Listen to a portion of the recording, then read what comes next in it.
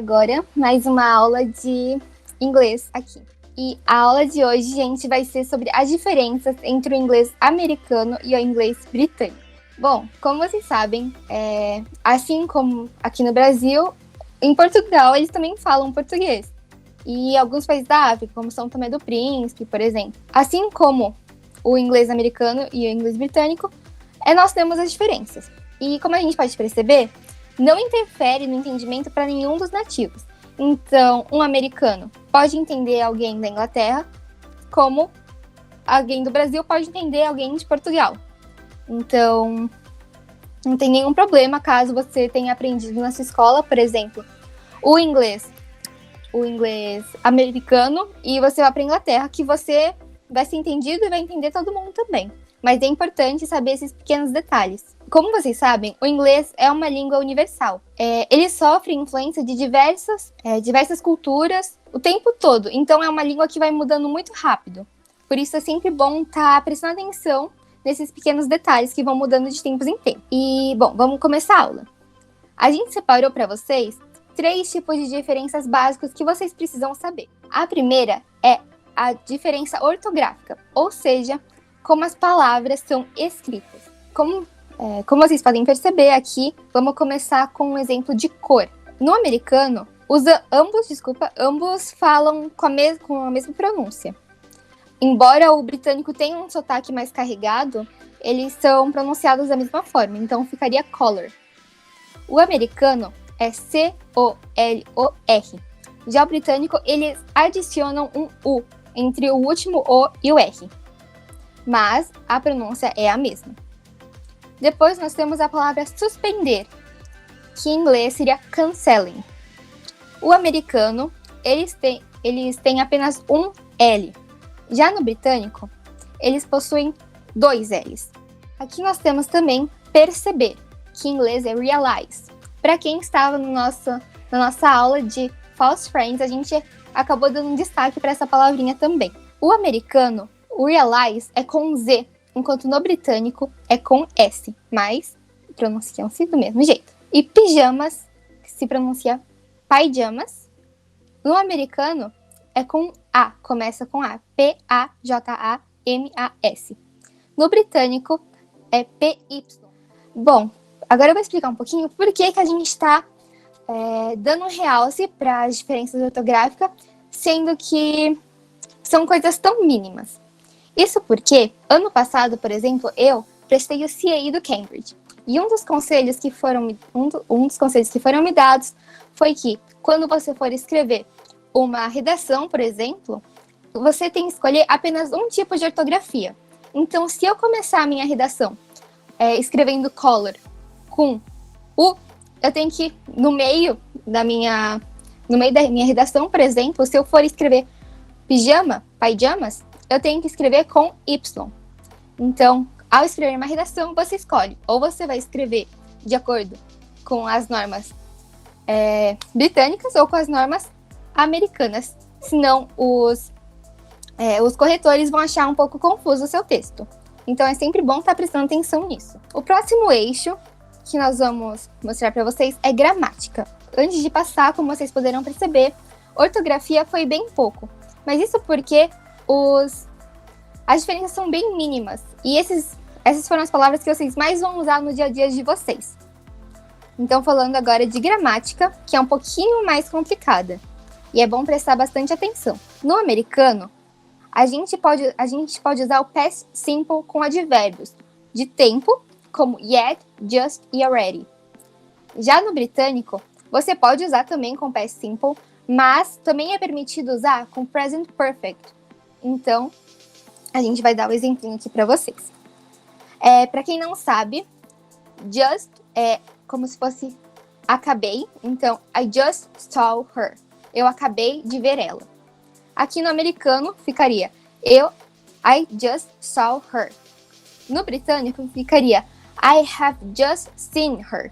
Como vocês puderam perceber, o americano usou o past simple e o britânico o present perfect. O already seria o nosso já.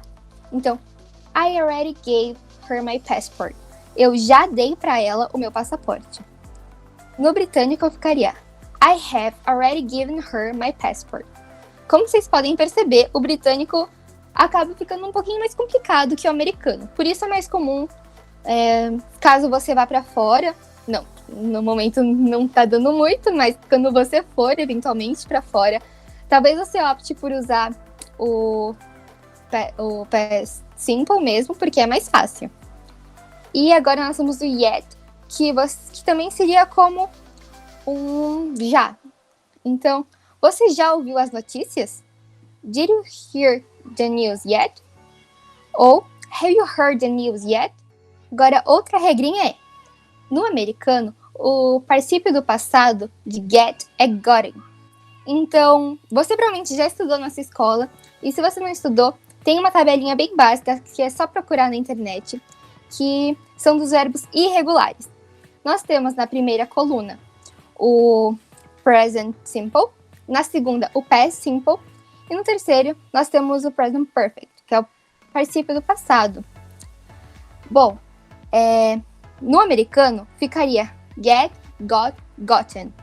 E no britânico ficaria get, got, got.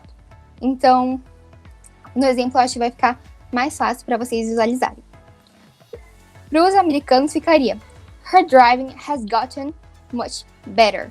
Então, sua direção, né, em relação a carros, ficou muito melhor.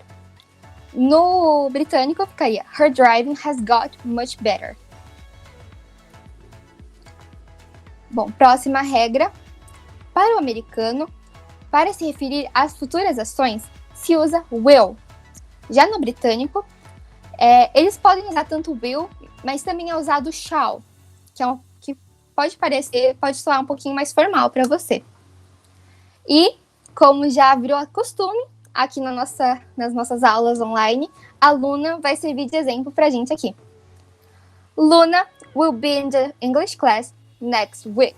A Luna estará na aula de inglês na semana que vem.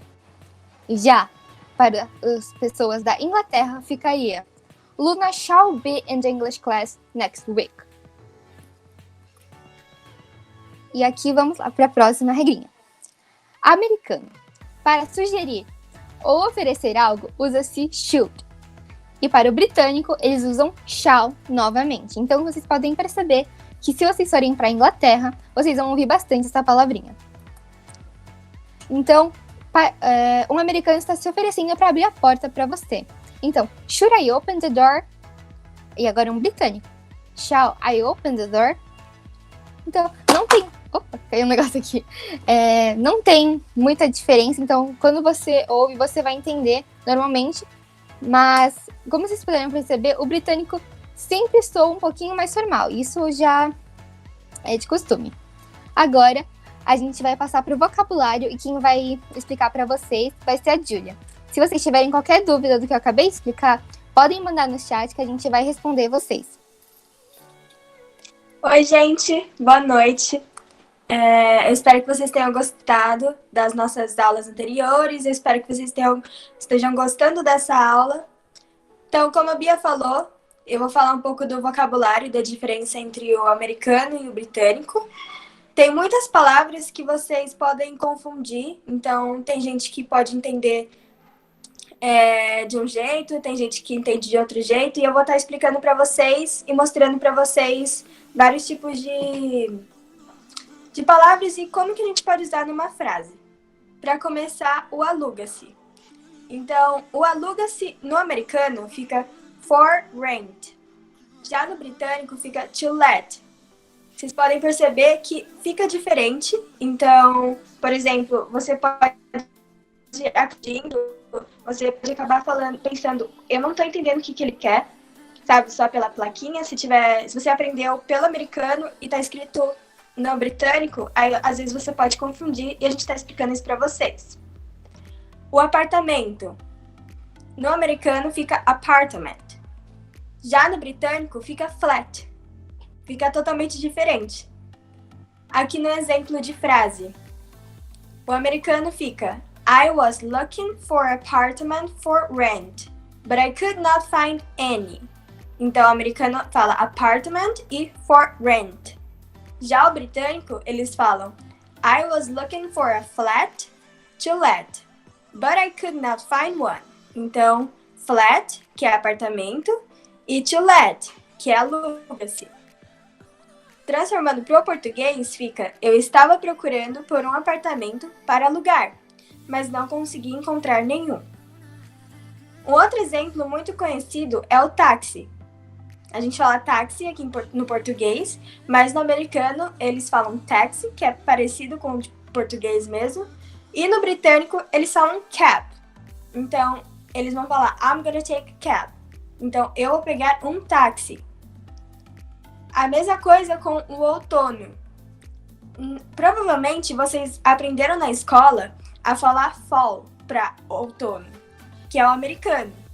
Mas no britânico fica autumn. Então, no caso no britânico, fica um pouquinho mais parecido com o outono em português. Aqui, por exemplo, uma frase em inglês americana fica Last fall, the city was so crowded that I could not get a taxi. Já no britânico fica Last autumn, the city was so crowded that I could not get a cab.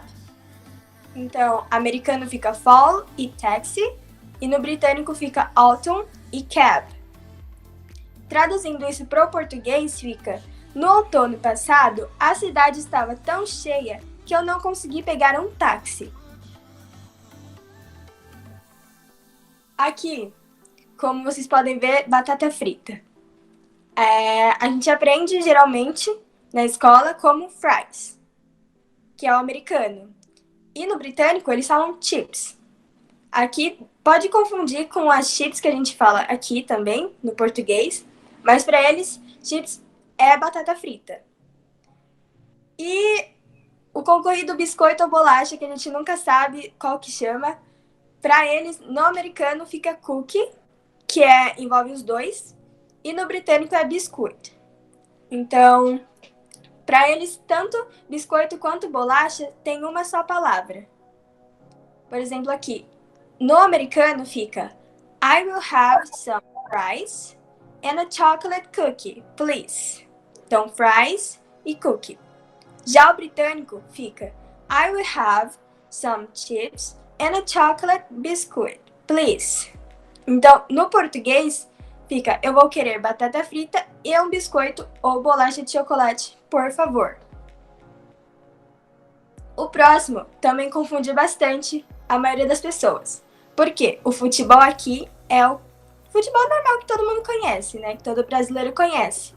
Mas se você for traduzir pro inglês americano, fica soccer. Para eles, futebol é futebol americano. Então, o nosso futebol, traduzido para o inglês americano, é soccer. Já o britânico é football. Então, muita gente pode confundir nessa parte, porque no britânico fala football, que é o parecido aqui do português, e no americano é soccer.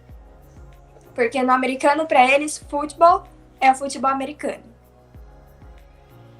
O lixo, o americano, ele fala garbage. Já o britânico fala rubbish. Então, são palavras totalmente diferentes. Por exemplo, o americano ele fala There is a stand on my soccer uniform. Guess it is garbage now. Já no britânico, eles falam There is a stand on my football uniform. Guess it is rubbish now.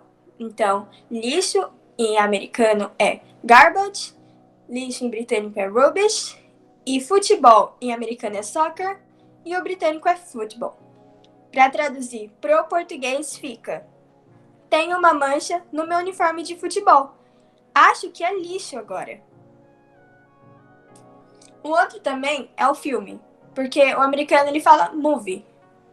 Tanto que, por exemplo, se você quer falar I'm gonna watch a movie ou I'm gonna watch a film, que nem a Bia tava falando, a pessoa não vai confundir. Porque para ela, tanto o britânico quanto o americano representa a mesma coisa. Então, no americano é movie. Já no britânico é film. O metrô também. o americano é Subway, que nem aquele restaurante que a gente tem aqui no Brasil. E o britânico é Underground. Underground, pra mim, faz mais sentido porque fala que é embaixo do chão. Então, o britânico fala Underground e o americano fala Subway.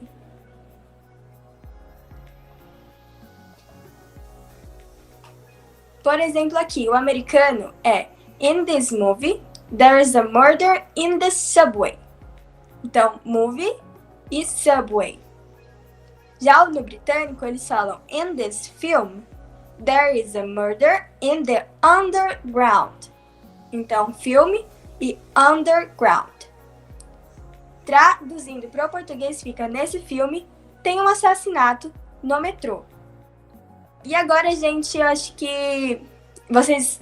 Não sei se vocês pegaram tudo. Se vocês tiverem alguma dúvida, pode estar colocando dentro do chat, porque agora a gente vai começar a parte que vocês vão ligar os seus microfones e conversar com a gente.